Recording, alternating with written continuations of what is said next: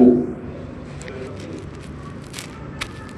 Dari dua hadis ini, menurut mazhab pandangan Imam Syafi'i itu, hadwa mankibain itu ujung jari kita sejajar dengan telinga paling bawah.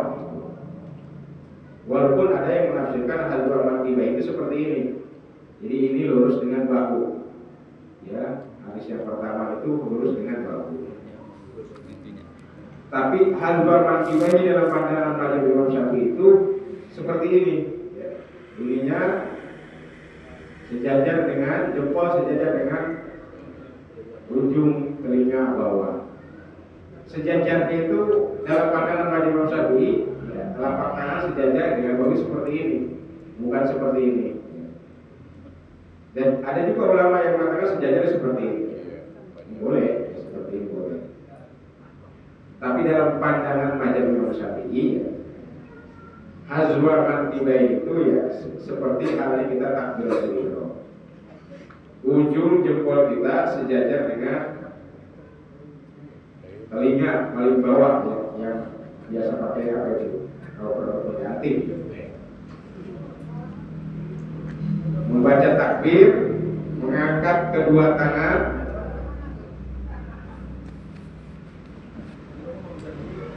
kemudian rukunya dilakukan dengan sempurna seperti kemarin. Nggak saya praktekkan karena memang sudah sering kalau fikih itu ya. Ngaji tiap malam itu.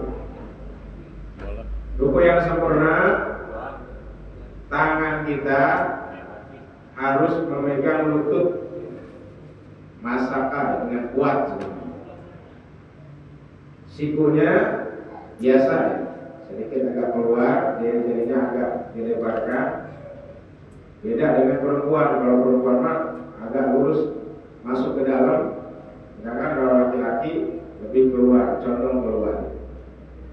Sama seperti takbiratul ihramnya, kalau perempuan kan seperti ini. Seperti ini takbiratul perempuan. Kalau laki-laki dibuka, kalau perempuan seperti ini.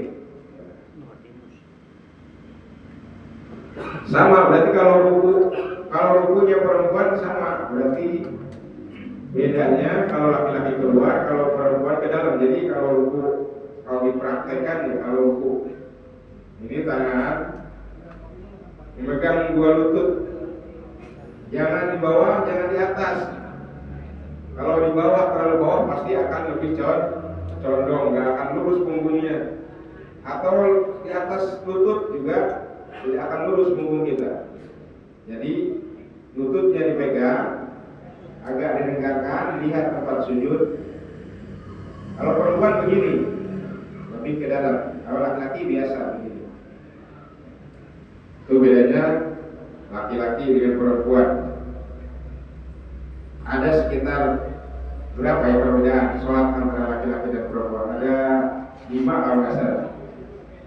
Berdirinya juga kan harus, kalau perempuan kakinya harus nempel, kalau laki-laki harus enggak, setingkat lebih 2 jari lah, atau setingkat. Itu rukunya harus sempurna. Setelah rukunya sempurna, tumak nina, baru kita membaca tasbih atau membaca doa. Itu ya. Sunnah yang keempat, at-tasbih. Setelah rukunya dilakukan dengan sempurna, tumanina, tenang, baru kita membaca hal yang sunnah yang lain, yaitu membaca tasbih.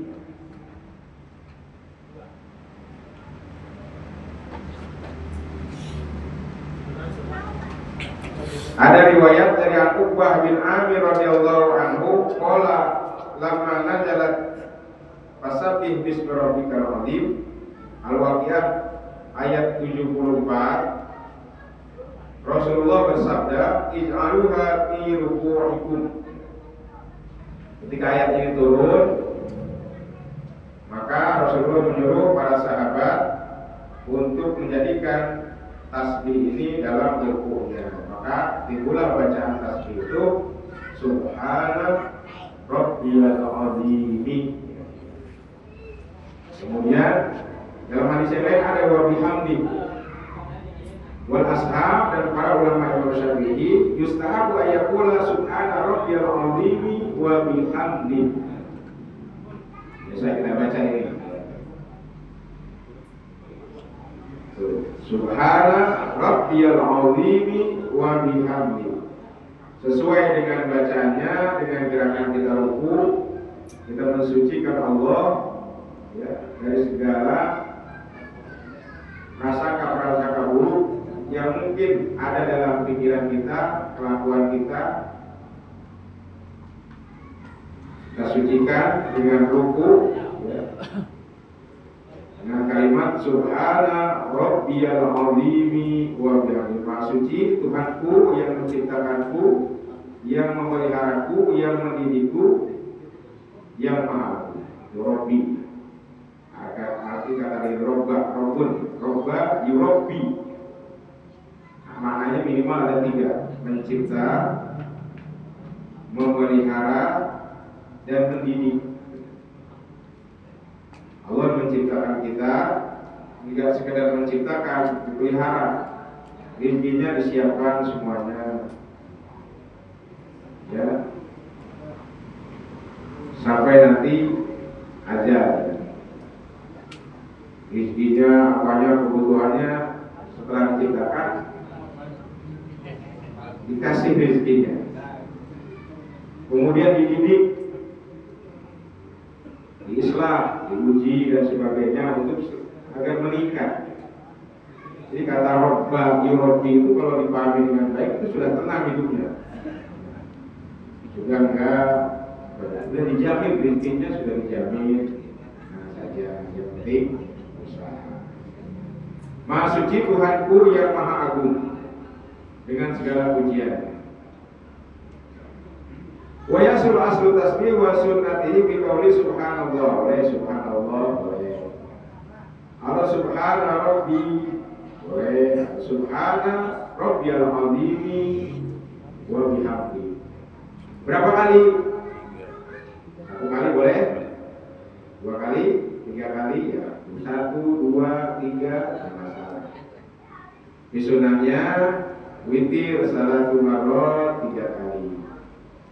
Boleh khamsin 5 kali, wasab'in sampai 7 kali, watis'in 9 kali juga boleh, wa ihda asratan wa hiya a'lal kamali sampai 11 kali boleh.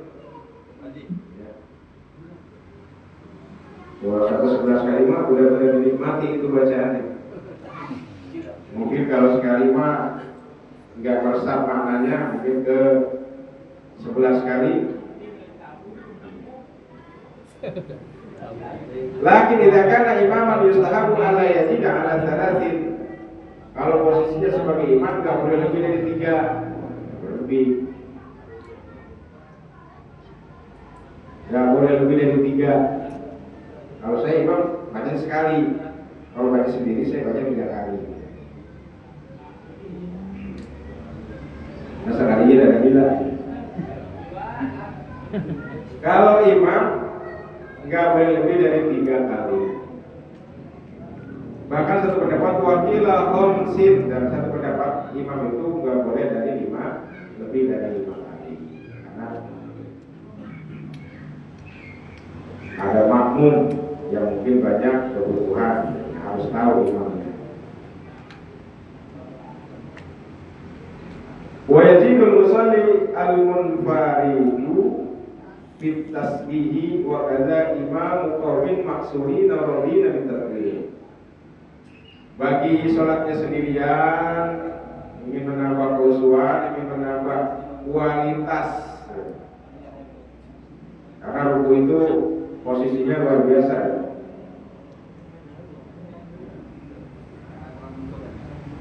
Di sana dianjurkan berdoa.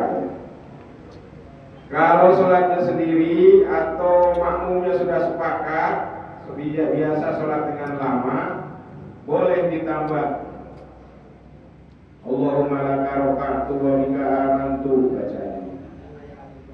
Ya Allah ya Tuhanku, aku ruku untukmu, wabika amantu dan aku beriman kepadamu, walaka aslamtu dan aku berpasrah diri kepadamu, wasa'alaka sam'i wa basari wa mukhi,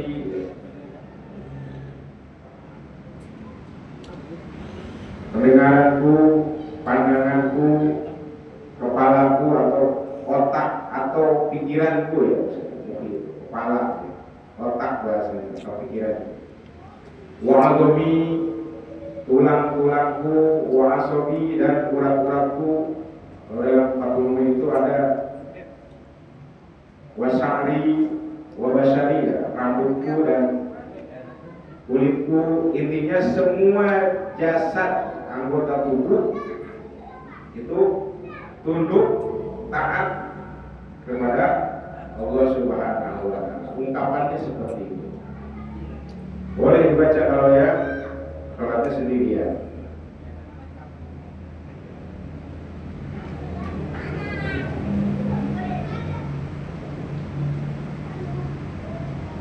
Lima rawa Ali bin Abi Thalib karramallahu wajah. Hadis ini, bacaan ini diriwayatkan dari Imam Ali karramallahu wajah.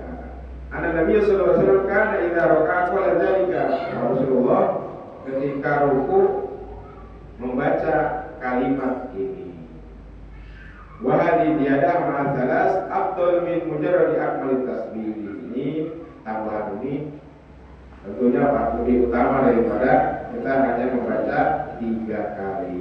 Tambah yang bagi sholatnya sendiri atau bagi sholat yang berjamaah memang ridho dengan sholat yang panjang. Wa yadharuka tasbih lam tabtul sholat umur. Jika seandainya orang yang sholat tidak membaca tasbih, hanya tumak ninah saja, lam tabtul sholat tidak membatalkan sholat. Apa sebabnya? Hadis rajulin musyi sholatihi wa fihi summa raka'a hatta tatma'inna rabbiyah. Kenapa ini tidak batal? Karena ketika Rasulullah mengajarkan orang yang sholatnya tidak benar, diajarkan dari wudu terus sampai salam, di antaranya kalimat summa raka'a hatta tatma'inna rabbiyah. Kemudian kamu rukunya yang tenang. Dan Rasul tidak menjelaskan lagi ketika ruku dengan bacaan apapun. Ya. Di sini yang wajibnya adalah ruku dengan tumak, sehingga walaupun tidak baca tasbih tidak membatalkan sholat. Walam yazkur ar-Rasul at-tasbih. Rasulullah tidak menyebutkan tasbih ketika mengajarkan orang yang sholatnya tidak benar atau orang yang sholatnya tidak tumak.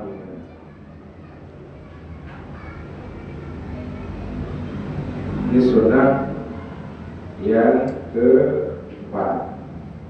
Sunnah yang kelima, doa. Yustahabu doa berrukui lima rawat Aisyah radhiyallahu anha anna Rasulullah sallallahu alaihi wasallam kana yuksiru ayyaqula fi ruku'ihi wa sujudihi subhanaka Allahumma Rabbana wa bihamdika Allahumma ighfirli. Ini ada kalimat doanya. Kalau tadi tasbih pujian, kalau ini ada doanya, dianjurkan. Ini lebih pendek. Dianjurkan, disunahkan berdoa, melakukan doa permintaan permohonan ketika kita melaksanakan ruku. Sebagaimana hadis diriwayatkan Aisyah radhiyallahu anha bahwa Rasulullah sallallahu alaihi wasallam kana yuksiru ayyakuna, lebih sering, tidak selalu, kalau yuksir itu berarti sering mengucapkan kalimat ini ketika ruku. Tidak selalu tapi sering. Kana yuksiru ayyakuna fi ruku'i wa sujudihi, ketika ruku dan sujud membaca kalimat ini. Subhanaka Allahumma Rabbana wa bihamdika Allahumma ighfirli. Pendek ini. Minta ampun kepada Allah, karena tadi kalimat yang diajarkan di hadis yang pertama tadi, rambutku, ya, mataku, pendengaranku, kalau dalam sebelum sholat mungkin banyak yang maksiat yang telah kita lakukan, kita ingat ketika ruku itu, ya, pikiran-pikiran yang buruk kita, ya, langkah-langkah kaki kita, semua jasad kita, hal-hal yang melanggar syariat, kita ingat ketika ruku. Maka mohon kepada Allah, berdoa ketika ruku, Allahumma ighfirli, ya Allah ampunilah aku.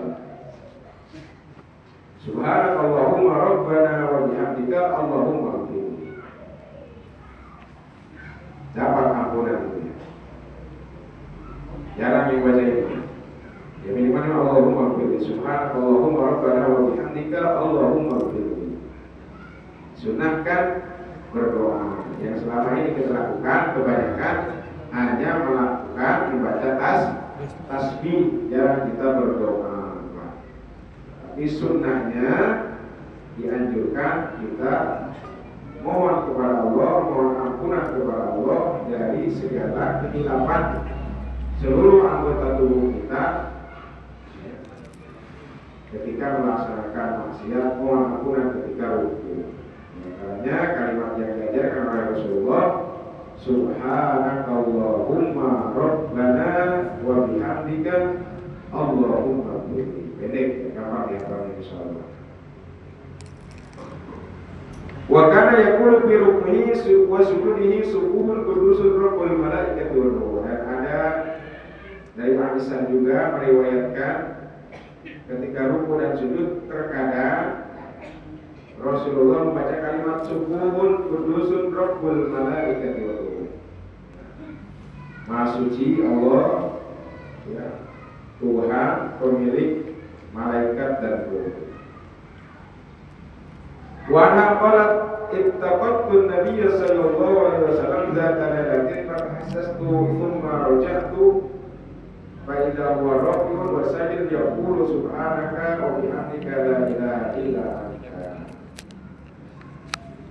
Ada juga hadis sama diriwayatkan oleh Aisyah suatu ketika Aisyah kehilangan Rasulullah SAW. Setelah dicari, kemudian Aisyah menemukan ternyata Rasulullah sedang ruku dan sujud. Ketika ruku dan sujud itu, Aisyah mendengar bahwa Rasulullah mengucapkan Subhanaka wa bihamdika la ilaha illa anta. Ini kalimat-kalimat yang diajarkan oleh Rasulullah SAW. Maka kalau kita ingin menambah kualitas sholat kita, ditambah dengan doa. Subhana rabbiyal azimi wa bihamdihi 3 kali, kemudian ditambah Subhanallahumma rabbana wa bihamdika Allahumma ighfirli.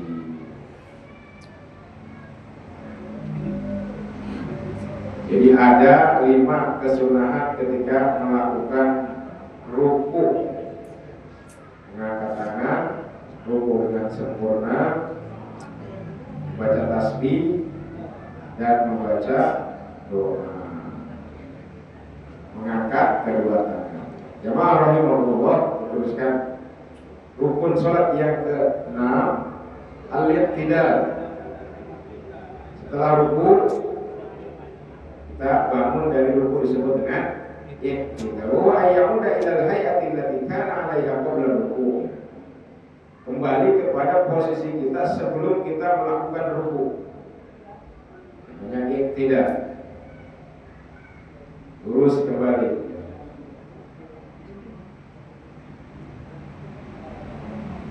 Hukmuhu wa masru'iyyatuhu, hukum ruku dan dalil syariatnya ruku. Al-i'tidal ruknun min arkani salati wa fardun min furudiha wa la tasihu salatu illa bih. I'tidal merupakan rukun salat, merupakan keparduan salat. Tidak sah salat seseorang jika tidak melakukan i'tidal. Dalilnya sudah banyak dibacakan di awal-awal.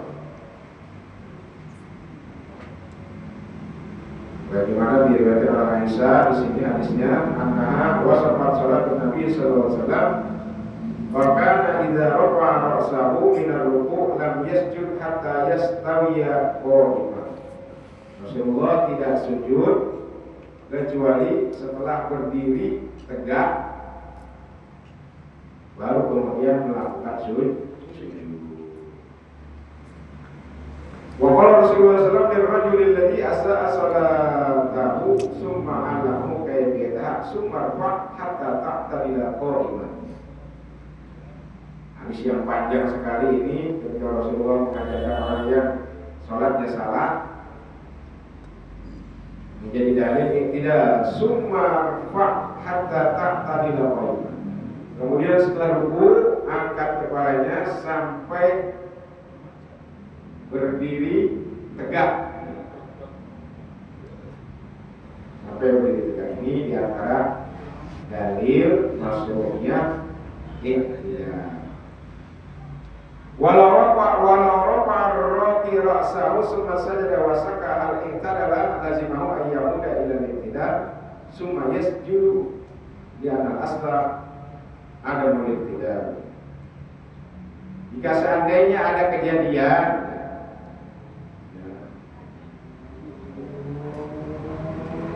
orang melakukan sujud, ketika sujud kemudian ragu ya. Kita sudah sujud kemudian ragu tadi kita sudah tidak apa belum. Jadi ada keraguan, misalkan ada kejadian seperti itu. Tadi itu tidak lancar. Maka jika ragu ternyata ada keraguan belum iktidal walaupun dia sudah lagi sujud, maka dia wajib bangun lagi, berdiri tegak, kemudian baru melakukan sujud. Kalau kita ada keraguan belum melakukan iktidal, karena iktidal bagian termasuk rukun sholat. Surutuhu syarat-syarat iktidal. Yang pertama al-intisab, harus berdiri tegak. Berdiri tegak yaitu lurusnya tulang belakang. Bahwa al-wuquf muntasiban ala faqratihi kama fil qiyam. Berdiri dia tegak pada tulang-tulang belakangnya sebagaimana kita berdiri tegak.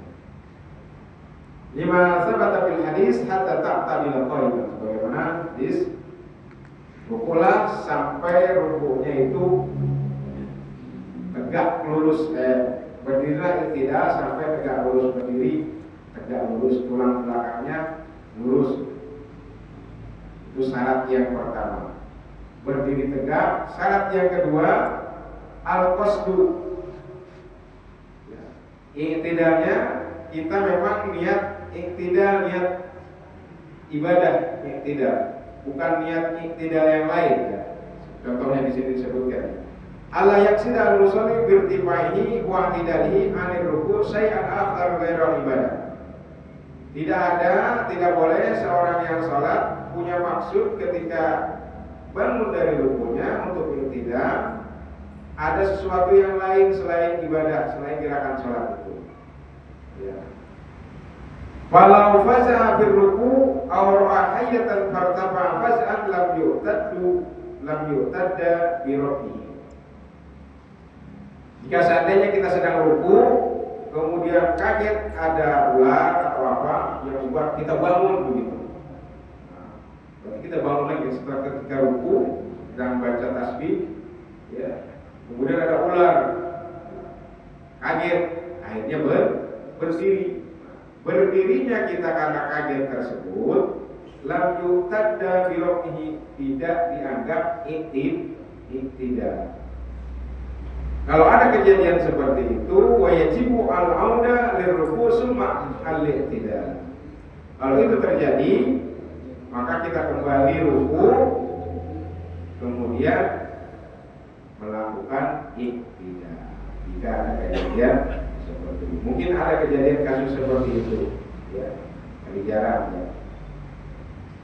Karena kaget, iktidalnya kaget itu, ya ada sesuatu yang lain. Berdirinya bukan karena ibadah, karena takut, karena kaget menghindar dari bulan atau yang lain.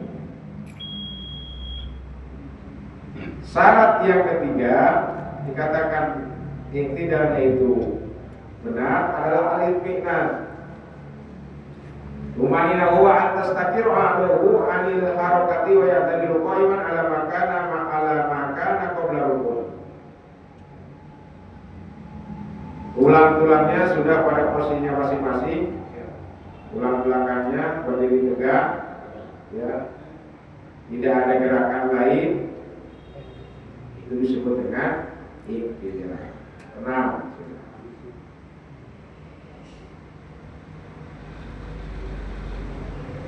Wa tajibu at-tumanina bil i'tidal kama tajibu fil ruku' lima rawa rifa'ah min Rabi bin Malik fi hadis rajul musyi salat. Anna Rasulullah sallallahu alaihi wasallam qala summa rafa hatta ta'tadila qaim. Ini i'tidal dengan tumanina. Kalau enggak tumanina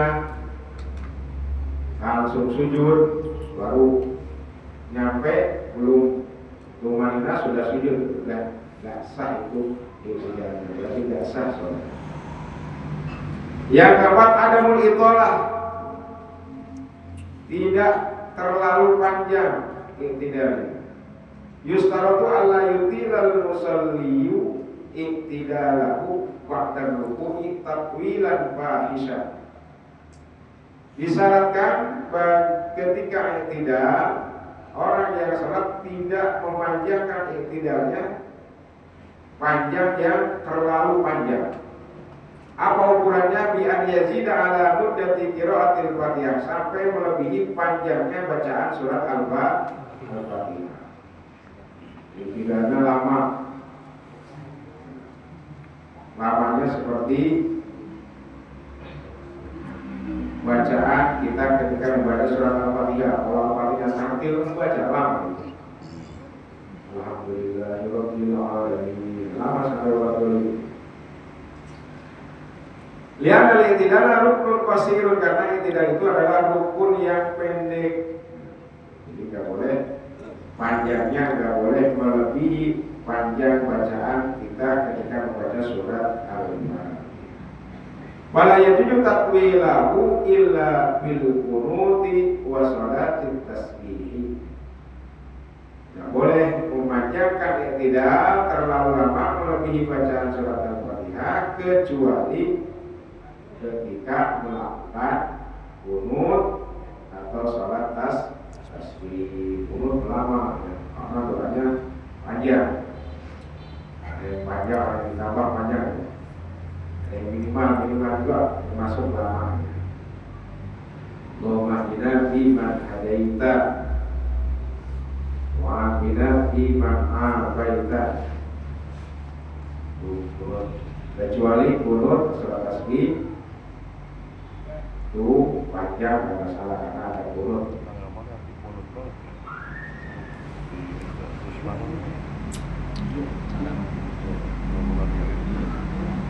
Sunnatul iktidal, sunnah-sunnah ketika melakukan iktidal.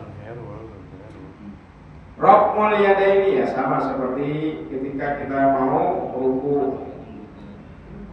Ketika bangun dari ruku, mau iktidal, diangkat kedua tangan kita. Kalau maksimal seperti mengangkat kita takbiratul ihram. Yustahab ayat yadayhi hadwa mankibahi kama mengisi matirati bi takbiratul ihram. Dianjurkan, disunahkan mengangkat kedua tangan ketika kita bangun dari ruku. Ya. Sifat mengangkat tangannya sama seperti kita melakukan takbiratul ihram. Wa qabla ruku, dan sama seperti sifatnya kita mengangkat tangan ketika akan melakukan ruku.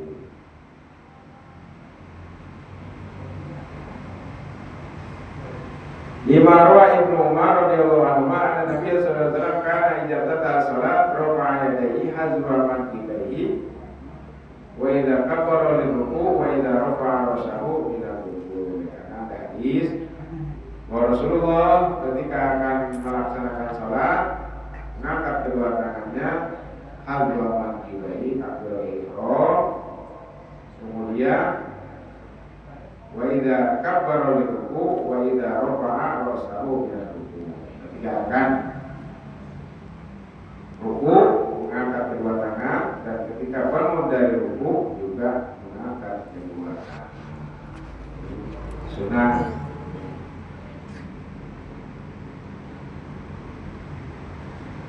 Setelah diangkat kedua tangan, di tangannya ditaruh di lurus apa di sedang kabdi? Ada yang begini habis bangun dari tidak. Allah liman hamidah, ada yang begini lagi, ada yang lurus, ada yang irsal. Boleh dua-duanya, yang boleh begini lagi atau boleh irsal. Karena ada dua-duanya ada dalilnya. Dua-duanya ada dalilnya. Mungkin ada di sini.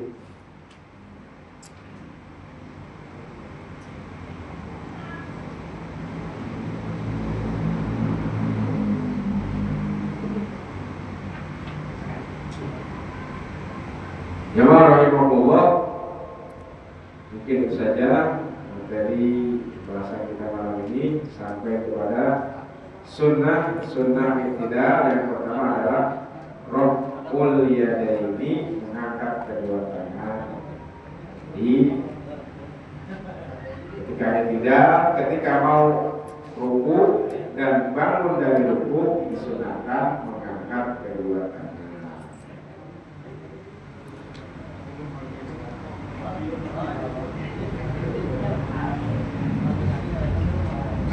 Mungkin ada pertanyaan, boleh?